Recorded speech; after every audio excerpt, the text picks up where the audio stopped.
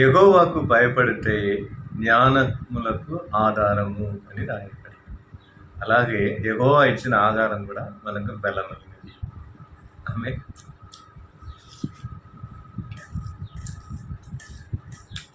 దావీదు రాజు రెండు రాజుల గ్రంథంలో మనం చదివితే, దావీదు రాజు అన్నం లేక ఆహారం లేక అడవిలో తిరుగుతున్నప్పుడు, తన అనుసారులతో కలిసి వెళ్తున్నప్పుడు, అన్నం దొరకక ఆయన బాధపడుతున్నప్పుడు దేవుని యొక్క సన్నిధానంలోకి వెళ్ళి ఆయన ఒక దేవుని యొక్క దాసుడితో అడుగుతున్నాడు, నాకేమైనా ఆధారం దొరుకుతుందా లేదా అని అడుగుతున్నప్పుడు, ఇప్పుడు దేవ సన్నిధానంలో పెట్టేటువంటి ఒక రొట్టెలు ఆయనకి దొరికినప్పుడు ఎంతో ఆనందంతో తిన్నాడని ఆ వాక్యంలో మనకు సెలవిస్తుంది.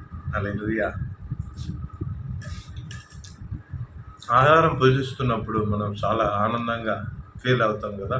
ఆమె